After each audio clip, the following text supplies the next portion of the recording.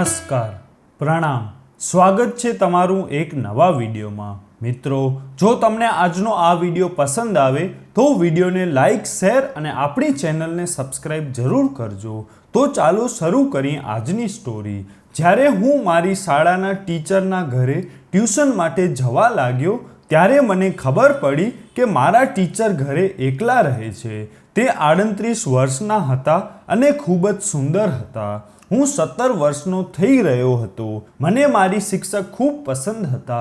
બધા બાળકો રજા લઈને ચાલ્યા જતા હતા, પરંતુ ટીચર મને મોડેથી રજા આપતા। એક દિવસ શિક્ષકે મને કોઈ કામથી બહાર મોકલ્યો તો હું પાછો આવતો હતો ત્યારે જોરદાર વરસાદ થવા લાગ્યો અને હું ભીનો થઈ ગયો। જ્યારે હું ટીચરના ઘરે પહોંચ્યો ત્યારે મને ખૂબ જ ઠંડી લાગી રહી હતી। મેં ટીચરથી જવાની પરવાનગી માંગી તો તેમણે કહ્યું કે ચા પી લે અને પછી ઘરે ચાલ્યો જાજે। એમ કહીને તે ચા બનાવવા કિચનમાં ચાલી ગઈ અને હું મનમાં વિચારવા લાગ્યો કે મારા શિક્ષક કેટલા સારા છે, મારું કેટલું ધ્યાન રાખે છે। બસ 10 મિનિટ વીતી હતી કે ટીચરે ચા ટેબલ પર રાખી અને મેં ચા પીધી, પરંતુ શિક્ષકે પોતાના માટે ચા બનાવી ન હતી। મેં તેને ઘરે જવા કહ્યું તો તે કહેવા લાગી, થોડી વાર બેસ, જ્યારે વરસાદ ઓછો થાય ત્યારે ચાલ્યો જાજે।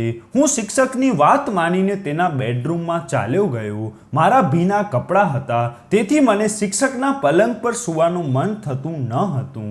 આ દરમિયાન શિક્ષક પણ મારી પાછળ રૂમમાં પ્રવેશ્યા અને મને ઊભા જોઈને કહ્યું, તું ચિંતા ન કર, હું પલંગ સાફ કરી નાખીશ, તું આરામથી સૂઈ જા। હું જેવો પલંગ પર સૂતો કે તરત જ ટીચર મારી સામે। મેં શરમથી આંખો બંધ કરી દીધી। જ્યારે આંખો ખોલી ત્યારે જોતો જ રહી ગયો। ટીચરે કપડાં પહેર્યા હતા। તે ધીરે ધીરે ચાલીને મારી નજીક આવીને બેસી ગઈ। મેં પહેલીવાર કોઈ સ્ત્રીને આમ નજીકથી જોઈ હતી। પછી મારું મોં ખુલ્લું થઈ ગયું જ્યારે શિક્ષકે મારા બંને હાથ પકડીને। જોરદાર વરસાદ પડી રહ્યો હતો। ચારે તરફ અંધારું ફેલાઈ ગયું હતું। હું વરસાદમાં સાવ ભીંજાઈ ગયો હતો। મને મારા ઘરે પહોંચવાની ઉતાવળ હતી, કારણ કે ઘરે મારી બીમાર માં હતી। ટીચરને બીજા ટીચરના ઘરે થોડાક પુસ્તકો પહોંચાડવાના હતા। રસ્તામાં ટીચરનું ઘર પહેલાં આવતું હતું અને મારું ઘર ઘણું દૂર હતું, તેથી પલળતો શિક્ષકના ઘરે પહોંચ્યો। મને મારી શિક્ષક ખૂબ સારી લાગતી હતી। તે ખૂબ જ પ્રેમથી વર્તતી હતી અને હું તેને મારા દિલની દરેક વાત સરળતાથી કહી દેતો હતો। તે પણ તેના તમામ કામ મારા દ્વારા કરાવતી હતી।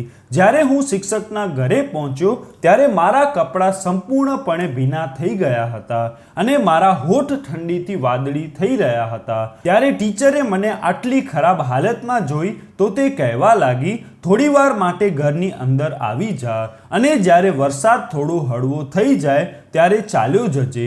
હવામાન ખૂબ જ ખરાબ છે અને તારું ઘર અહીંથી ઘણું દૂર છે। હંમેશાની જેમ શિક્ષકના સ્વરમાં મારા માટે ઘણો પ્રેમ હતો। મેં શિક્ષકને એમ કહીને ના પાડી દીધી કે મારા માતા પિતા મારી રાહ જોતા હશે। ટીચરે કહ્યું, ના, તેઓને ખબર છે કે તું ટ્યુશન માટે આવ્યો છો, તે બિલકુલ પરેશાન થશે નહીં, પણ જો તું આવા વરસાદમાં ઘરે જવા માટે નીકળીશ તો હું આખી રાત ચોક્કસપણે ચિંતામાં રહીશ। તેથી વધુ સારું એ છે કે તું થોડો સમય રાહ જો, હું તને ગરમ ચા બનાવીને આપું, થોડીવાર રોકાઈને ચાલ્યો જાજે। ચાનું નામ સાંભળીને હું રોકાઈ જવા માટે તૈયાર થઈ ગયો, કારણ કે મને ખૂબ ઠંડી લાગી રહી હતી। શિક્ષકે મને બેસવાનું કહ્યું અને તે મારા માટે ચા બનાવવા ચાલી ગઈ। હું મનમાં વિચારતો હતો કે ટીચર કેટલા સારા છે અને તે મારું કેટલું ધ્યાન રાખે છે। હું ખૂબ જ ગરીબ પરિવારમાંથી સંબંધ રાખું છું। મારી માં બીજાના ઘરોમાં કામ કરીને પોતાનું ગુજરાન ચલાવતી હતી। અમે ભાડેના મકાનમાં રહેતા હતા અને આટલી મોંઘવારીના કારણે ભાડું ચૂકવવું ખૂબ મુશ્કેલ બની રહ્યું હતું। મેં એક જનરલ સ્ટોરના ઘરમાં કામ કરવાનું શરૂ કર્યું। પછી જ્યારે મારી માને ઘરનું વધુ કામ મળ્યું ત્યારે તેણે મને બળજબરીથી સરકારી શાળામાં દાખલ કરાવ્યો। હું સવારે શાળાએ જતો અને પાછો આવીને જનરલ સ્ટોર પર કામ કરતો। ખૂબ મુશ્કેલી સાથે મારો અભ્યાસ ચાલી રહ્યો હતો, કારણ કે હું શાળામાં વધારે ધ્યાન આપી શકતો ન હતો અને મારી પરિસ્થિતિએ મને નબળો બનાવી દીધો હતો. હું 9મા ધોરણમાં હતો, પણ હું ઉંમરમાં 17 વર્ષનો થઈ ગયો હતો.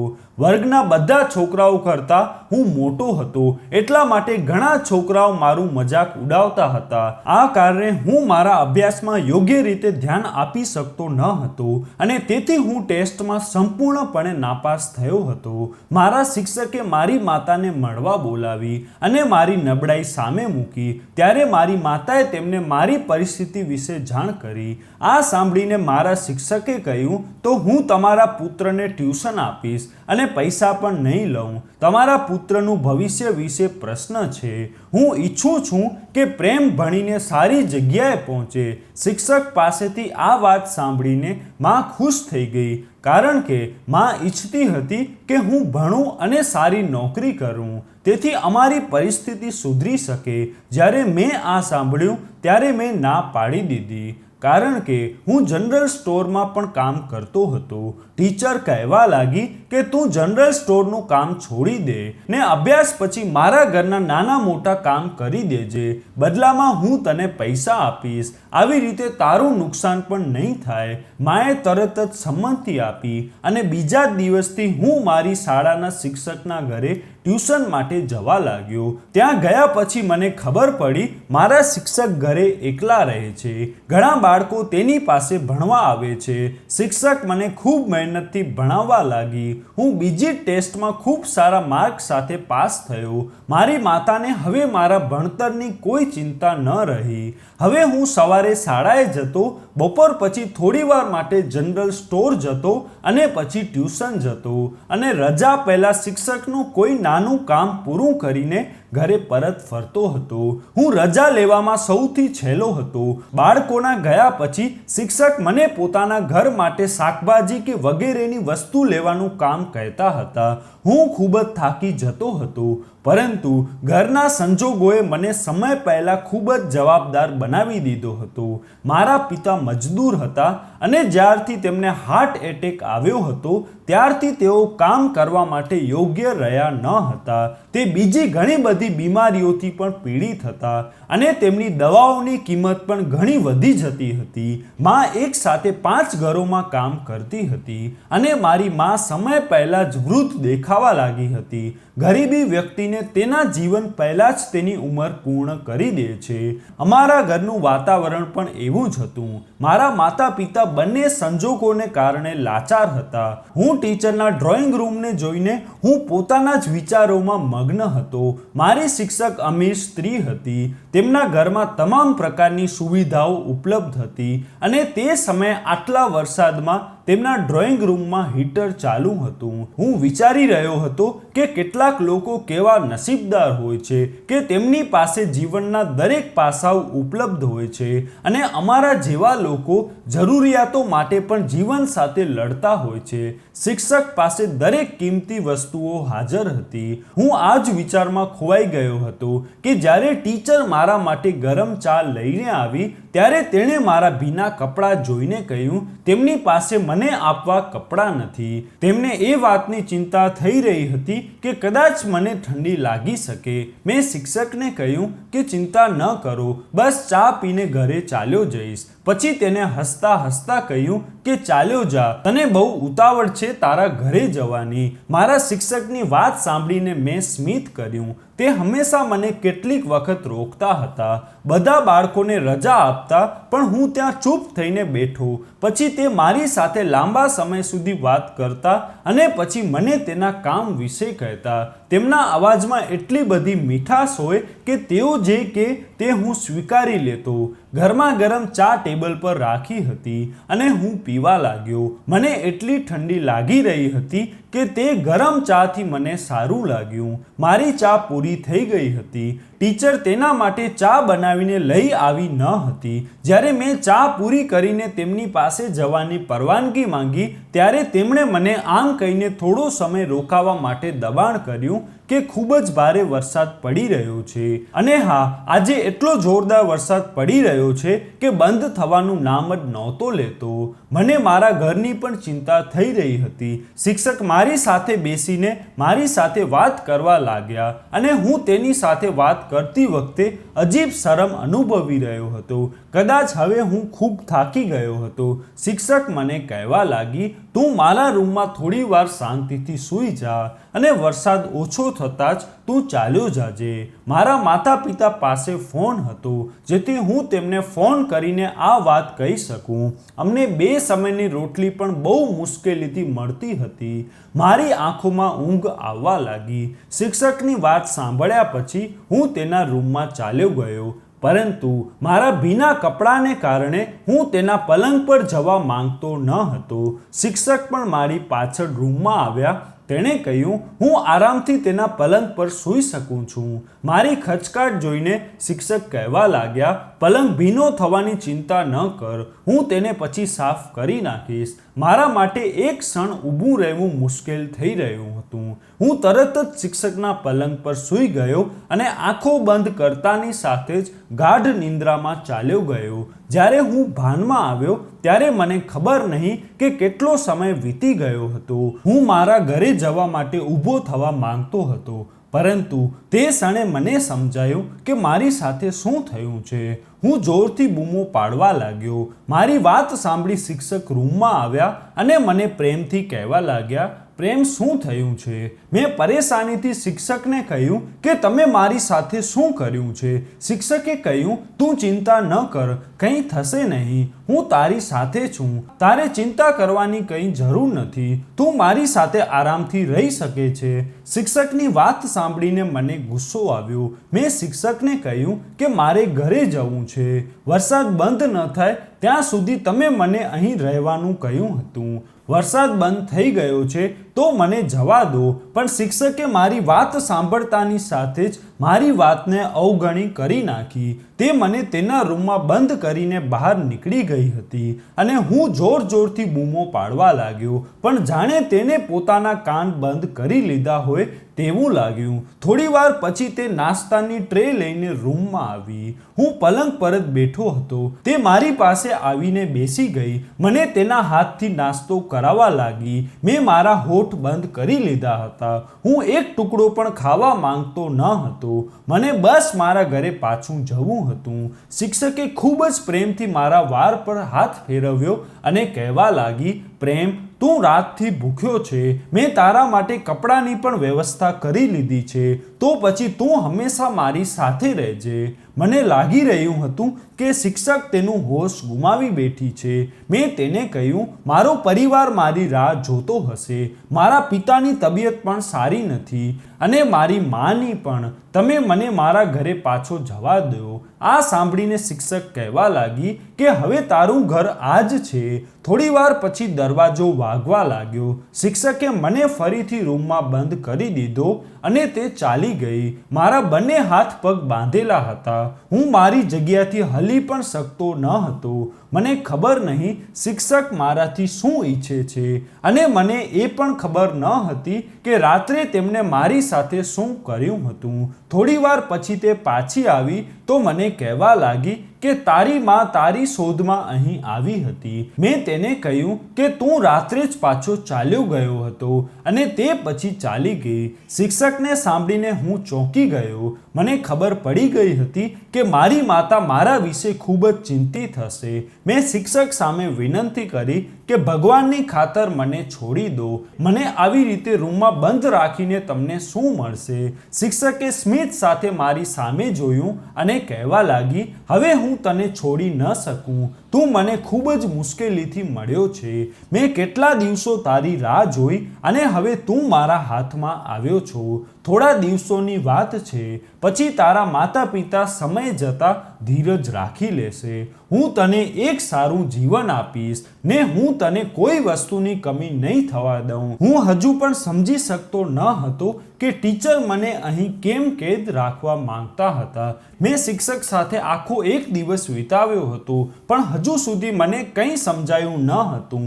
રાત્રે જ્યારે શિક્ષક ફરીથી મારા માટે ખાવાનું લાવ્યા ત્યારે મેં એક ટુકડો પણ ખાધો નહીં. મેં આખો દિવસથી કંઈ ખાધું ન હતું. તે કહેવા લાગી, પ્રેમ, તું ક્યાં સુધી ભૂખ્યો રહીશ? મેં શિક્ષકને કહ્યું, જ્યાં સુધી તમે મને ન કહો કે તમે મને અહીં કેમ બંધ રાખ્યો છે અને તમે મારી સાથે શું કરવા માંગો છો.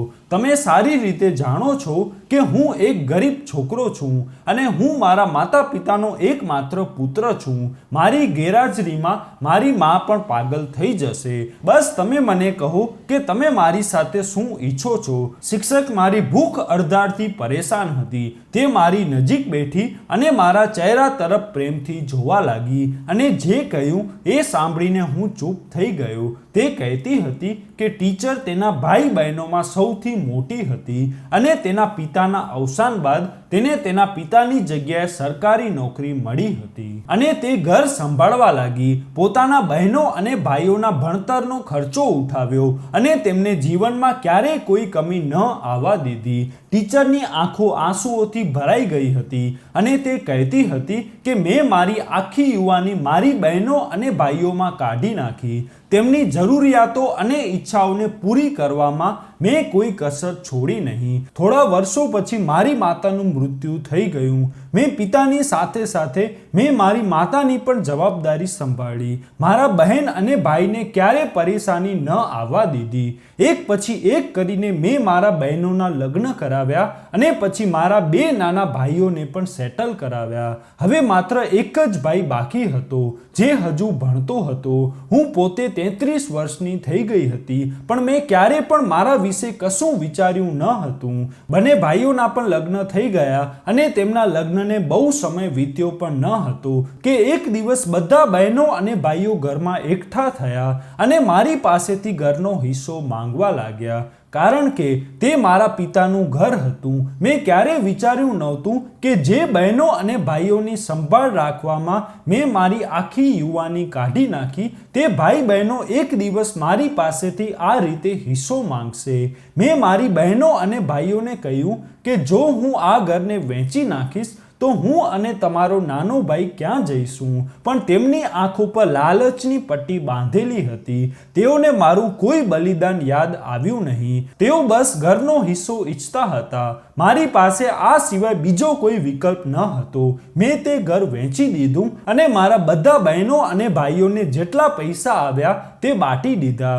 મારા અને મારા નાના ભાઈને જે પૈસા આવ્યા મેં ત્યાં ઘર ખરીદ્યું. પણ મને વાતનો ખૂબ આઘાત લાગ્યો કે મારા પિતાનું ઘર વેચાઈ ગયું અને મારા ભાઈઓ અને બહેનો પોતાના અલગ અલગ રસ્તે ચાલ્યા ગયા.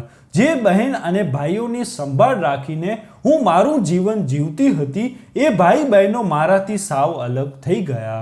મેં મારા નાના ભાઈ સાથે એક નવું જીવન શરૂ કર્યું હતું પણ કદાચ નસીબમાં કંઈક બીજું લખ્યું હતું. થોડા વર્ષ પછી મને ખબર પડી કે મારા નાના ભાઈને કેન્સર છે.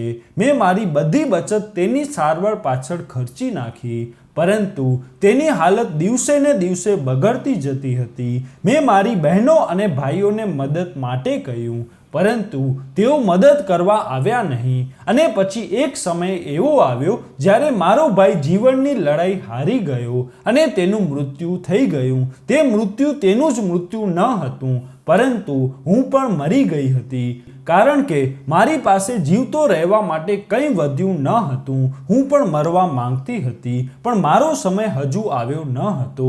તેથી જ મારે જીવિત રહેવું પડ્યું. મેં એકલું જીવન જીવવાનું શરૂ કર્યું અને સારાનું કામ પણ ચાલુ રાખ્યું. મારા માટે જીવનમાં ફરિયાદો સિવાય બીજું કંઈ ન હતું. મેં મારી આખી જિંદગી મારી બહેનો અને ભાઈઓમાં કાઢી નાખી. અત્યારે મારી એકલતા દૂર કરી શકે એવું કોઈ ન હતું અને મારા ભાઈનો આઘાત મને ખૂબ લાગ્યો હતો. મારી અંદર એક જંગ લડી રહી હતી. એ દિવસોમાં તું શાળામાં ભણવા આવ્યો અને તને જોઈને મને લાગ્યું કે જાણે મારો ભાઈ જીવતો મારી સામે આવ્યો છે. શિક્ષક મારા પાસેથી ઊભા થયા અને રૂમના કબાટમાંથી એક આલ્બમ કાઢ્યો અને મને તેના નાના ભાઈનો ફોટો બતાવ્યો. ત્યારે હું ખરેખર આશ્ચર્યચકિત થઈ ગયો. તે મારા જેવો દેખાતો હતો. શિક્ષક કહેવા લાગ્યા, તે દિવસે મારું દિલ તને મારી નજીક રાખવા માંગતું હતું અને તને મારી નજરથી દૂર ન જવા દઉં પરંતુ જ્યારે તું પરીક્ષામાં નાપાસ થયો ત્યારે મને ખૂબ જ દુઃખ થયું. તમારી માતાએ તમારી પરિસ્થિતિ વિશે ત્યારે મને કહ્યું ત્યારે એ જાણીને મારું હૃદય તૂટી ગયું કે તું આટલી નાની ઉંમરે આટલું દુઃખ સહન કરે છે. મને એવું લાગ્યું કે મારો ભાઈ ફરી મારી પાસે આવી ગયો. જ્યારે પણ હું તને જોતી ત્યારે મારું દિલ તને તારી બધી મુશ્કેલીઓમાંથી બહાર કાઢવા માંગતું હતું. મારું દિલ ઈચ્છતું હતું કે તું મારી પાસે રહે અને હું તને બધી ખુશીઓ આપું. હું તને મોડી રાત સુધી મારી પાસે રાખતી હતી કારણ કે તારી સાથે વાત કરીને મને સુકૂન મળતું હતું. મેં મારા ભાઈને ગુમાવ્યો પછી મારી અંદર જે સ્થિતિ ઊભી થઈ હતી તને મળ્યા પછી મારા દિલને સુકૂન મળતું હતું.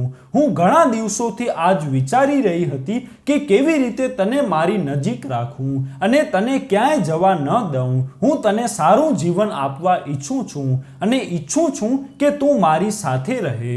હું તારામાં મારા ભાઈની છબી જોઉં છું. આટલું કહીને શિક્ષક રડવા લાગ્યા અને મને લાગ્યું કે તેની માનસિક સ્થિતિ સારી નથી. પોતાના લોકોના વર્તન તેમને સંપૂર્ણ મારી નાખ્યા હતા. તેમને એ વાતનો પણ ખ્યાલ નહોતો કે તે મારી સાથે કેટલું ખોટું કરી રહી છે.